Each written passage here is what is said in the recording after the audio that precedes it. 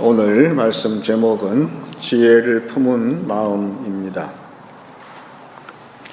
오랜만에 성 어거스틴의 고백록을 읽었습니다.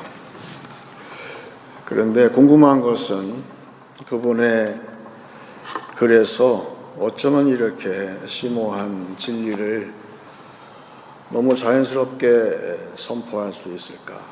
그 옛사람의 그 지식, 지혜가 도저히 우리 현대인이 흠모하지만 따라갈 수 없는 정도의 깊이였구나, 그런 생각을 하면서 과연 우리들은 우리 선인들에 비해서 우리가 과연 지혜로울까?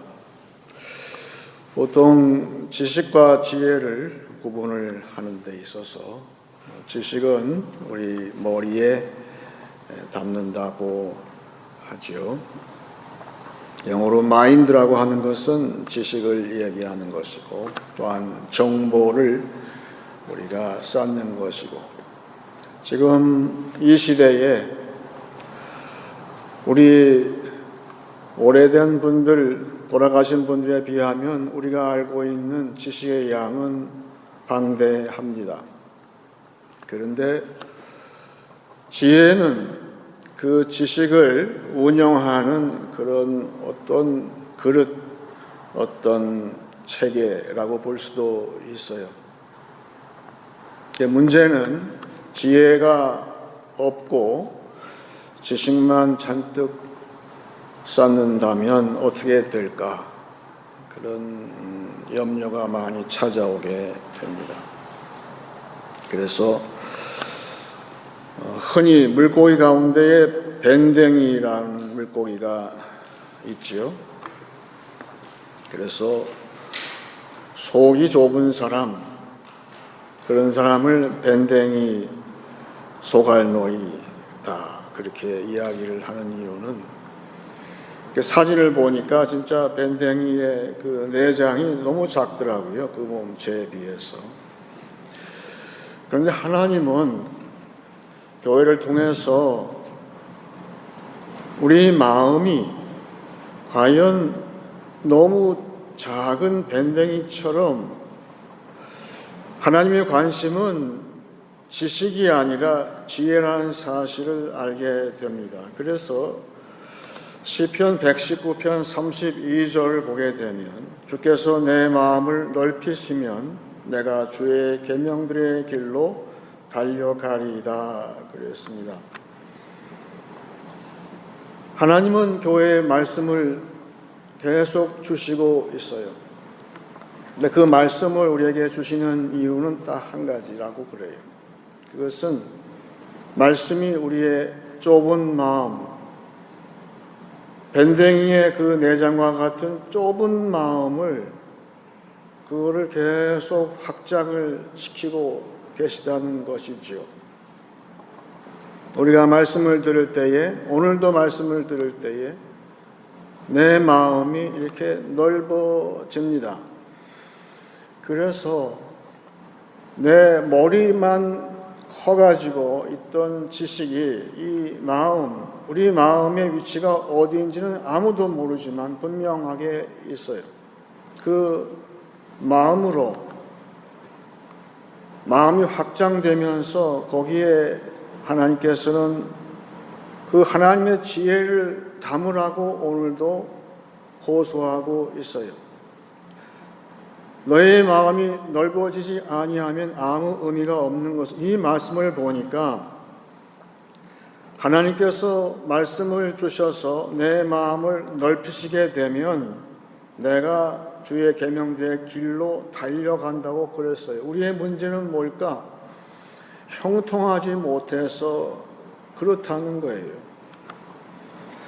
내 머리에 가득 차 있는 지식 가지고 요리조리 꾀를 가지고 하는데 결과적으로는 우리의 모든 행위가 다른 사람과 조화를 이루지 못함으로 말미암아서 거기에 장애물이 생긴다. 그런데 우리의 마음이 넓어지게 되고 하나님의 마음, 하나님의 지혜를 내가 품게 되면 우리 길에 장애가 사라진다고 했어요. 그래서 달려간다고 그랬어요. 우리는 달려가지 못하는 게 문제예요. 우리 길이 형통하지를 못해요. 매번 가다가 주저앉고 막히고 다른 사람하고 갈등 생기고 싸우고 그런 모습이 옛날 우리 선배들의 모습하고 다른 것은 우리의 마음이 과연 밴댕이의 그 내장처럼 좁아진 상태에서 아무리 지식을 우리가 쌓는다 할지라도 그 지식은 우리한테 해만 줄 뿐이고 우리한테 형통함을 가져오지 못한다는 사실을 알게 됩니다. 제가 어릴 때 설날 때 어른들한테 세배를 가는 게 참 1년 중에 그 기대가 큰 날이죠. 왜냐하면 돈을 받으니까 세뱃돈 받잖아요. 그래서 저희 집이 서울이었는데 어릴 때 몰랐는데 좀 크고 나서 보니까 왜 서울의 집들은 그렇게 작은지 몰라요. 방이 너무 작아요. 그래서 세배를 하는데 커서 세배하게 되면 어른 앉아 계신 어른의 코앞에 세배를 하는 식이 되더라고요. 가다가 이마를 부딪힐 정도 그렇게 좁더라고요. 그래서 다 칸이 막혀져 가지고는 그렇게 살고 있었는데 어느 날 보니까 그 칸을 다 터가지고 뻥 뚫리게 해서 새로운 현대식 집을 짓는다. 그것이 원룸 스타일이 이제 그때 나왔어요. 얼마나 시원한지 몰라요. 하나님은 교회를 통해서 말씀을 주시는데 그래서 말씀이 우리 마음을 확장시키시고 계속 확장을 시키시는데 그 확장시키는 거의 궁극적인 목적은 어디일까요? 그것은 예수님의 마음을 내가 품는 데 있어요. 예수님의 마음은 가장 마음이 커졌다 그 얘기예요. 예수님은 우리한테 어떻게 하실까? 내가 예수를 내 마음에 품게 되면 어떤 일이 발생합니까? 사도 바울이 이야기를 그렇게 하고 있습니다. 에베소서 2장 13절입니다. 이제는 전에 멀리 있던 너희가 그리스도 예수 안에서 그리스도의 피로 가까워졌느니라. 그는 우리의 화평이신지라 둘로 하나를 만드사 원수된 것 곧 중간에 막힌 담을 자기 육체로 허시고. 이거 사도 바울이 본 예수님의 마음이에요. 하나님의 지혜 중에 지혜인 예수를 내가 품었어요. 내가 예수를 믿을 때 내가 예수의 마음을 품고 십자가의 마음을 내가 품을 때에 이렇게 된다는 거예요. 예수님의 마음은 무조건 중간에 있는 담을 헐어버리신다는 거예요. 원수가 된 담, 그 담은 서로 원수가 지는 척을 지는 담이라고 그랬어요. 예수님은 무조건적으로 그 담을 허심으로 크게 하나의 큰 방을 만드신다고 그랬어요. 그 목적이 어디 있나요?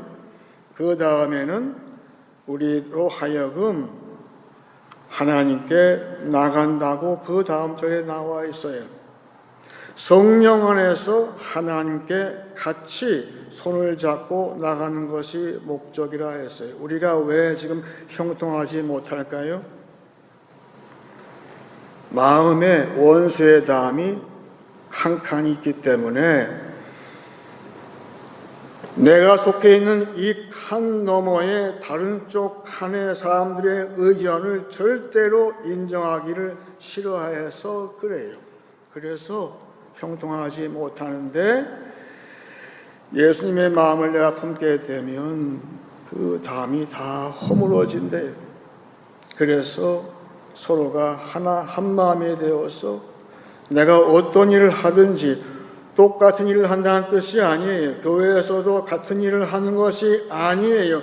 하지만 너와 나와 이씨, 김씨, 박씨가 서로 다른 일을 하지만, 영남과 호남이 서로 다른 일을 하지만 성령께서 한 마음 된 그 우리를 다 고루고루 사용하심으로 말미암아서 목적지가 하나래요. 하나님을 향해서 나간다는 거예요. 내가 다른 일을 하고 있는 것 같지만 그 목적지는 하나님을 바라보고 나간다는 거예요. 그것이 예수님의 마음에서 출발한다고 바울은 이야기하고 있어요. 오늘 본문은 솔로몬의 지혜에 대해서 이야기를 하는데, 솔로몬의 아비 된 다윗이 평상시에 아들인 솔로몬을 관찰을 했겠죠. 이 아들은 타고난 두뇌가 보통이 아닌 거예요. 아버지가 볼 때에. 그래서 다윗이 이야기를 하죠. 너는 지혜로운 사람이므로 이러이러하게 해라. 근데 제가 볼 때에는 솔로몬이 받은 다윗의 유언이 일천번제라고 저는 믿어요.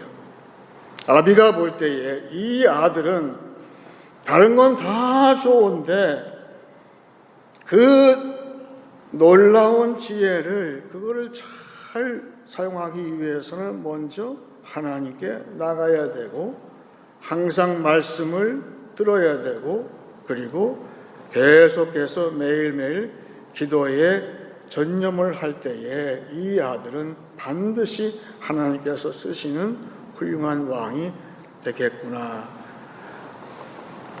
정확한 관찰이죠.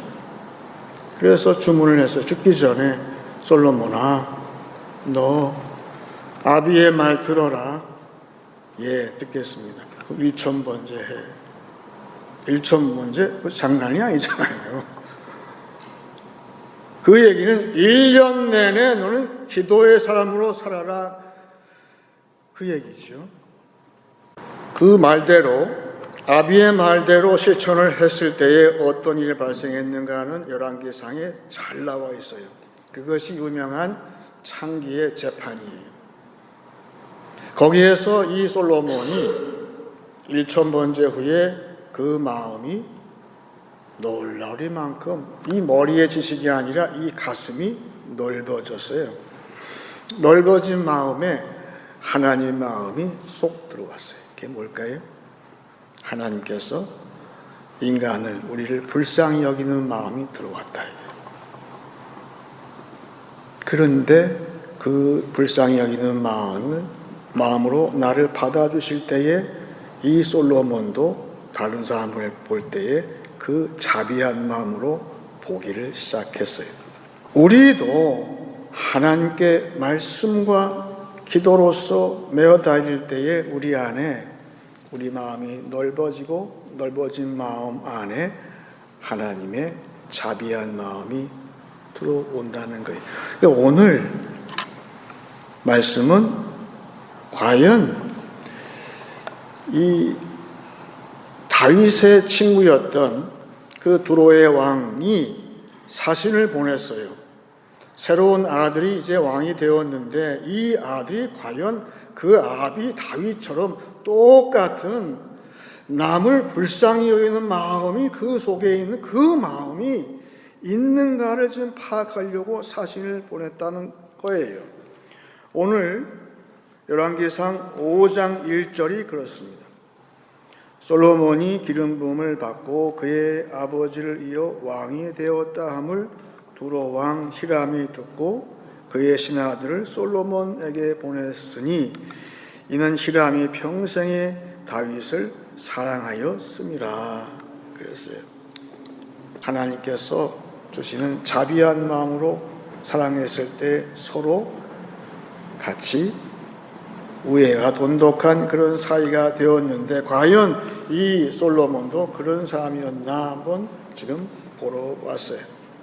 과연 똑같은 마음이 이 아들에게도 나타났는가? 오늘 관건이 거기에 있어요. 보통 외교라는 것은 총성이 없는 전쟁이라고 누가 그랬어요.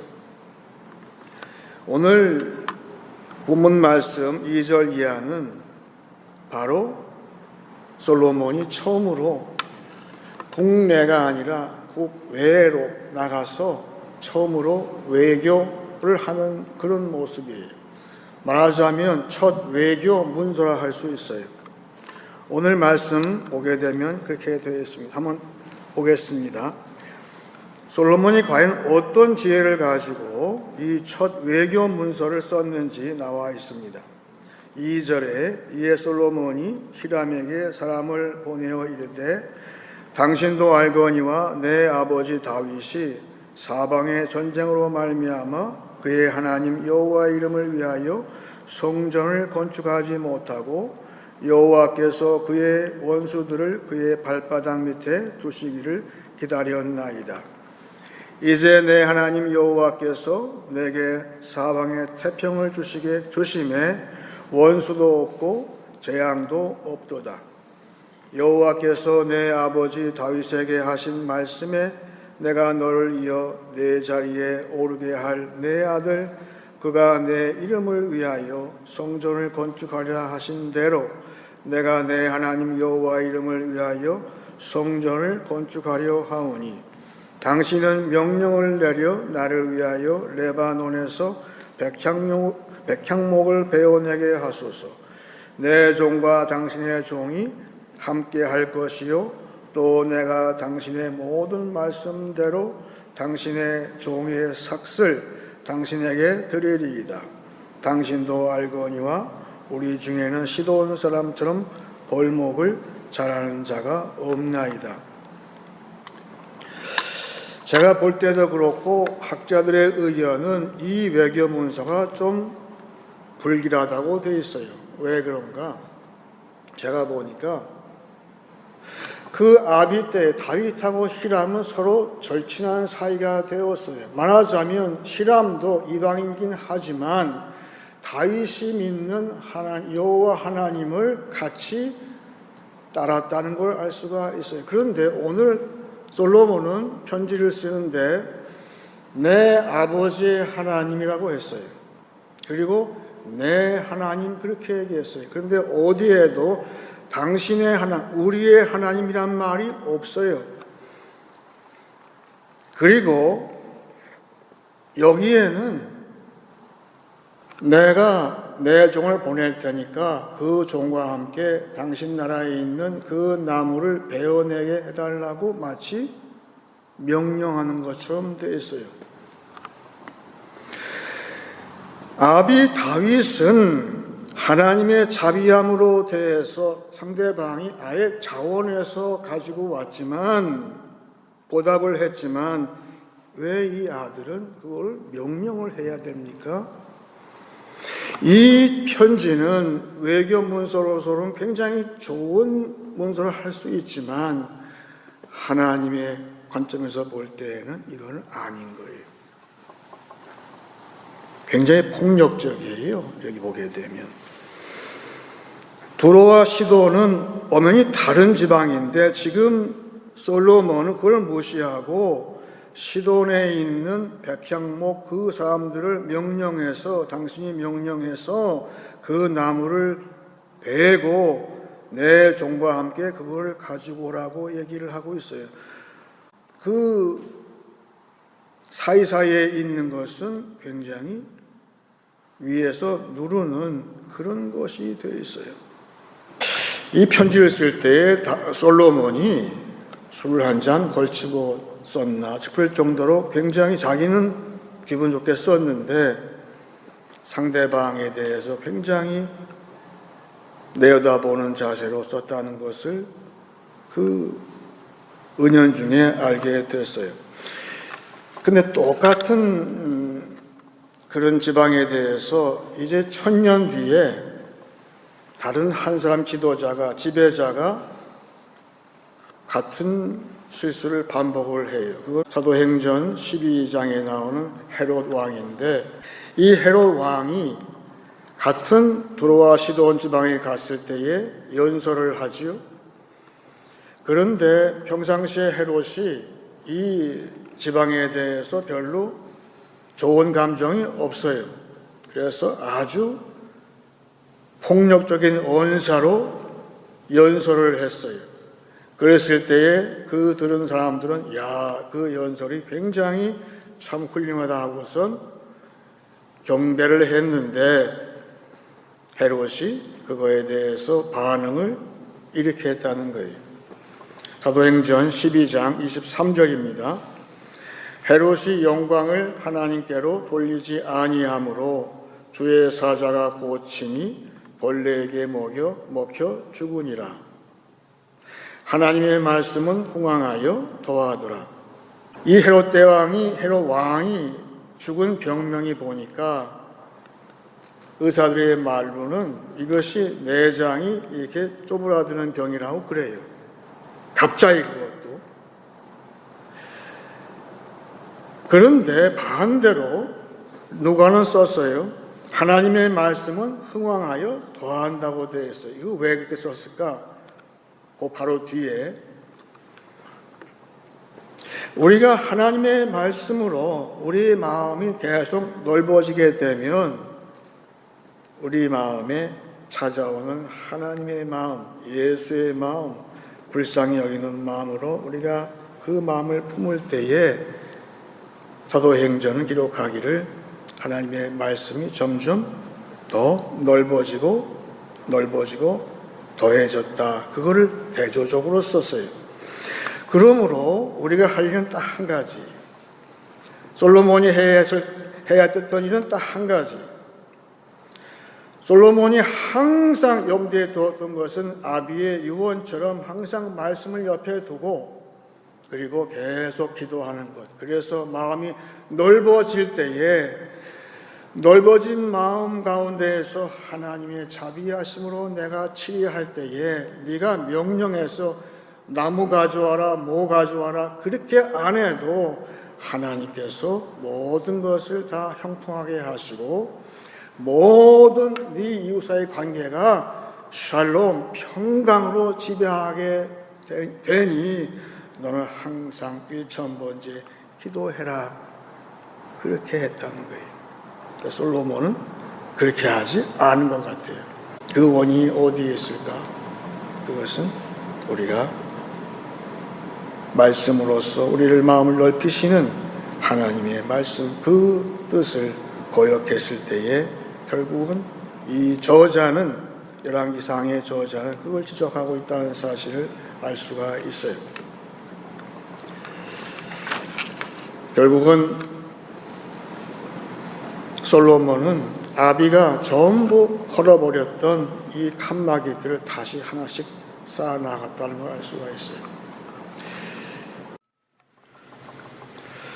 1960년, 70년 한국의 근대화하는 과정에서 교회가 기여한 것이 있다면 무엇이었을까? 북한에서는 김일성 왕조가 성경을 왜곡함으로 해서 자기들의 이익을 챙겼지만 한국은 그 사이에 크게 성장하고 새로운 교회가 세워지고 또한 정부에서는 제 기억으로는 그 당시에 유행했던 그런 표가 있었어요. 그것은 국민총화라는 그런 말을 지금도 제가 생생하게 기억을 하는데 그때는 몰랐지만 이 말씀을 준비하면서 과연 국민총화라는 것은 과연 성경적인 말씀이라 그런 생각도 들었어요.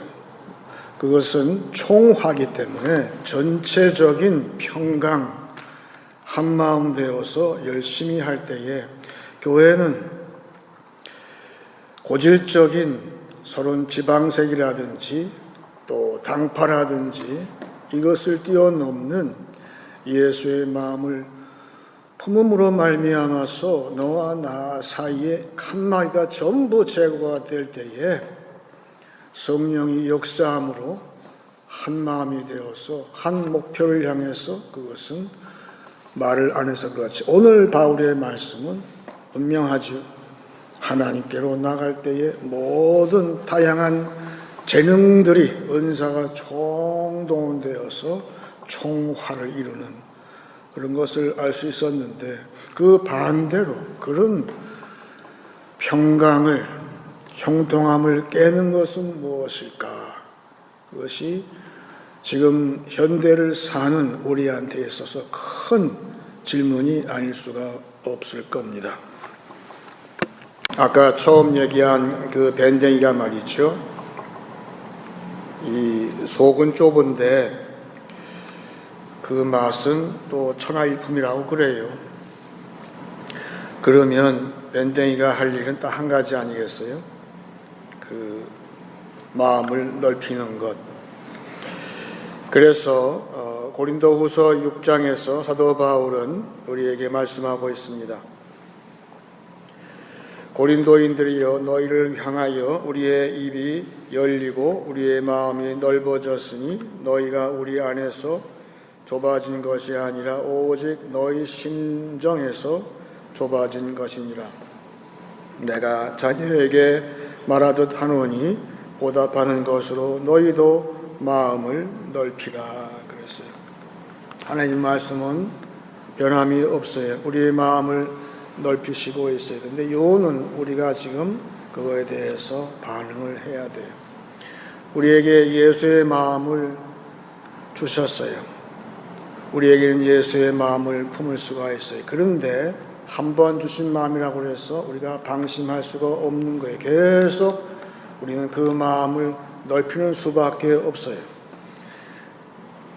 우리에게 예수를 주신 그 마음, 예수의 마음을 주신 하나님께 보답하는 마음으로 우리의 마음도 넓힐 때에 그것은 바로 형통할 수 있는 거예요. 그리고 과연 참 평강이 우리에게 찾아오는 거예요. 오늘 솔로몬처럼 이 외교문서처럼 말이 굉장히 폭력적으로 돼서 이 히람 왕은 이제 마음을 알았어요. 새로 즉위한 이 왕의 마음을 알았다 이게요. 옛날에 아비된 다윗의 마음이 아니라는 사실을 알았기 때문에 오늘 이 문서를 통해서 그걸 답신을 주는데, 이 히람 왕은 가장 외교적인 그런 처신으로 대했어요. 그래서 솔로몬이 요구하는 대로 다 응해 주었어요. 그렇게 할게요, 그렇게 할게요. 하지만 우리나라에 내정 간섭하지 마세요라고 나와요. 솔로몬은 자기 부하들을 보내려고 했지만 정중하게 히람은 그거를 거절을 해요. 아주 교묘하게 외교적으로 이 명령을 풀어요. 그게 뭐죠? 그게 현명한 건가요? 아니에요. 우리 믿는 자 할 것은 딱 한 가지. 지금 나눠져 있는 칸막이를 전부 다 헐어버려야 돼요. 내 칸막이 바깥에 있는 사람의 말을 내가 들을 수 있는 마음이 없어요. 내 마음은 밴댕이의 내장처럼, 소갈머리처럼 너무 좁아요. 다 모든 것이 다 허물어지고 한 마음이 되어서 하나님께 나갈 수가 없어요.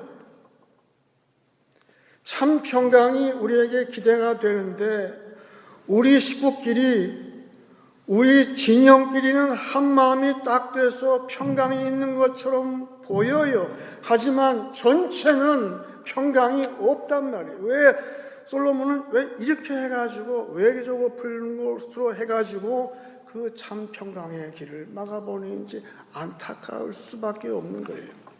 그건 바로 우리한테 오는 거예요. 우리 안에 지금 칸막이가 무엇인가? 우리 안에 예수님 마음을 다시 품을 때에, 그럴 때에 그 모든 원수의 칸막이든 다 무너지고 허물어지고 하나가 되어서 우리가 모든 각자의 직분대로 우리의 일을 할 때에 모든 것이 합력해서 하나님께 이르는 그런 놀라운 형통과 평강이 이루어지게 되는 것입니다. 오늘 말씀을 정리하겠습니다. 하나님이 우리 마음을 넓히시는 이유는 형통케 하는 지혜를 품게 하시기 위함입니다. 모든 원수되었던 담을 허무시는 예수의 마음을 품기 원합니다.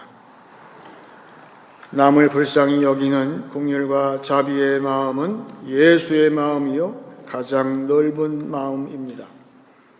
넓혀진 마음이 다시 좁아지지 않도록 교회는 말씀이 역사하고 쉬지 않는 기도가 있어야 하겠습니다. 한 주간 사실 때에 하나님의 지혜 곧 예수의 마음을 품으심으로 화평과 형통의 복을 누리시길 축원합니다. 이제 찬송 453장 하겠습니다.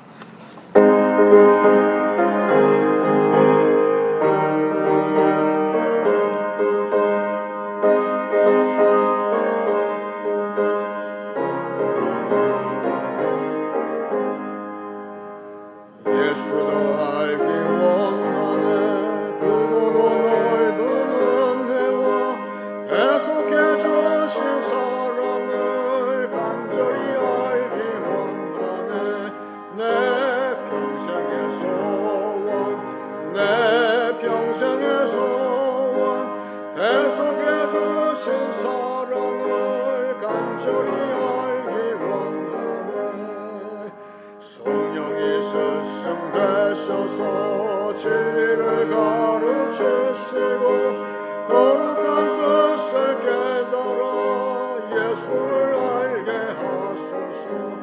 내 평생의 소원 내 평생의 소원 대속해 주신 사랑을 간절히 알기 원하네. 성령의 감화 받아서 하나님 말씀 배우니 그 말씀 한 절 한 절이 내 맘에 교훈되도다. 내 평생의 소원 내 평생의 소원 대속해 주신 사랑을 간절히 알기 원하네. 예수가 계신 보좌는 영광에 돌려 있도다. 평화의 왕이 오시니 그 나라 왕성하도다.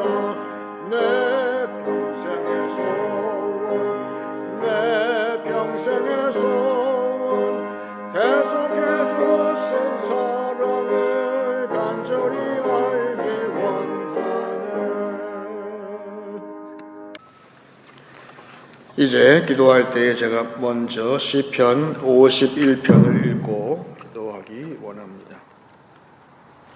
하나님이여 주의 인자를 따라 내게 은혜를 베푸시며 주의 많은 긍휼을 따라 내 죄악을 지워 주소서.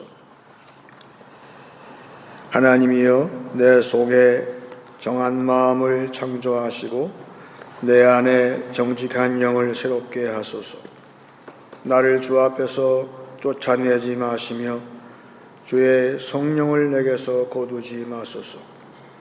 주의 구원의 즐거움을 내게 회복시켜 주시고 자원하는 심령을 주사 나를 붙드소서.